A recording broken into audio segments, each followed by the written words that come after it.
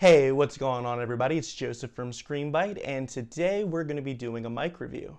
So, before I even begin, I want to preface this by the fact that this is a microphone that was sent out to me by a company for free to review. However, that's not going to influence the review at all. I'm going to be completely honest with how I feel about the mic with you guys. So, with that out of the way, what we have here is the CVM-V02. It's a lavalier XLR microphone, and that right there is the reason why I wanted to take a look at it, because it's a lavalier that connects via XLR. Now, I'm sure there are tons of those out there, but I'd never messed with one before, so I wanted to give it a shot. So, as you know, the only other XLR microphone that I have is my AT35 or 2035, which I do for all my voiceovers, and I love that mic, so I want to do a little bit of a comparison. And for those who don't know what a lavalier is, it's basically a tiny little mic that is very portable and can be hooked right into a recorder on the person, and it's really good when you're out and about and you want to record good sound without catching a whole lot of stuff that's around the person. So what we're going to go ahead and do is hop into a quick overview of the microphone, and then we're going to do some tests. And here it is, the little guy. So, the very first thing that stands out to you is that this mic is under 40 bucks and it's an all metal design, so it's definitely high quality. Now, it is an XLR input, so you are going to need something like a Tascam D40, which is an audio recorder, which can accept XLR, or you're going to need something like an audio interface like my Scarlett Solo. Now, I do like the design, but one thing that concerns me is this cable. It's a little bit flimsy, and I feel like if it got snagged on anything, it could break. So for the first test, what I wanted to do is a speaking test, because this would be the case where I'd use this microphone the most. So right now the way I do things is I have my camera towards the back of the room with my Rode Videomic Pro on top of it, and I just hit record. And what I'm hoping this will do is kind of improve the sound, make the sound closer and less like I'm speaking in a room. So this will be a swap between the Rode Videomic Pro and the lavalier mic. So, the quick brown fox jumped over the lazy dog. The quick brown fox jumped over the lazy dog. The quick brown fox jumped over the lazy dog. And now once again, ladies and gentlemen, we come to the part of the video where I once again destroy your eardrums while attempting to sing. Up first will be the 2035. I was the one who had it all. I was the master of my fate. I never needed anybody in my life. I learned the truth too late. I'll never shake away the pain. I close my eyes, but she's still there. I let her steal into my melancholy heart. It's more than I can bear. Now I know she'll never leave me. Even as she runs away, she will still torment me, call me, hurt me, move me, come what may. Wasting in my lonely tower, waiting by an open door. I'll fool myself, she'll walk right in and be with me forevermore. Okay, so before we go to the next test, I wanted to kind of preamp here. I forgot to mention this, but the way everything's hooked up is the same way I've had it hooked up for the entire video, and that is with the microphone as well as the other microphone switching between the XLR input that's on my Scarlett Solo, and then I recorded it through Discord with some friends, went into Discord and recorded it through OBS and got my friends' thoughts, so let's check out that. Alright, so another one of the use cases that I thought of for this mic would be in the case where you want to have headphones and the microphone set up for like gaming or streaming and stuff like that. So what I have here is a few of my friends, and I'm going to go ahead and swap between the two mics that I've been testing in this video, and we're going to get their thoughts on what they think. Hey guys. Yeah. Hey.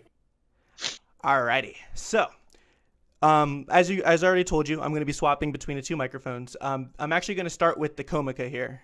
So right off the bat, how does it sound to you guys? If anybody else wants to jump in. I guess No, you go ahead. I was gonna just say it sounds a little bit almost like you're in a sound booth, like kind of dead air, not very colored. Ah, gotcha. And what do you think, Spoot? I think that it handles low tones very well, but the mid-range and high don't really come through. And I also feel like, depending on where it's clipped, it does not do a proper job of capturing omnidirectionally. Ah, You know, so you're saying that when I advertised hold as it, when you say when I'm holding it in front of my face like I am now, it sounds better than when I clip it like this? Yeah. Okay. Mhm. And Yeah. Az, what are your thoughts? I'd have to agree with them. It picks up low tone very well, but not your high or mid range. Gotcha. Cool. All right. So what I'm going to go ahead and do is just give me a couple seconds. I'm going to swap to my Audio Technica 2035, and you let me know what you think. All right, and I'm back. So before I even begin, I already know that Spoot's going to love this microphone. But what do you guys think of this one? Well, is it clipped or in front of your face? Well, this is the Audio Technica 2035, so it's in front of my face. Okay. Well, it sounds good. I guess I would give it 3.5 celeries out of 4 carrots. And what do you think, Sharon? I think it sounds pretty good. Really, really clean. Az? Your voice comes in clear. I think it's pretty good. Awesome. And just your quick thoughts of what you think of the two. Now, I will mention that this one's a little bit clunky, and it can definitely get right in front of your face. So I feel like the lavalier, in my personal opinion, I feel like the lavalier is better because it's kind of out of the way. But this, of course, probably has the better sound quality. Would you guys kind of agree or not? Yes.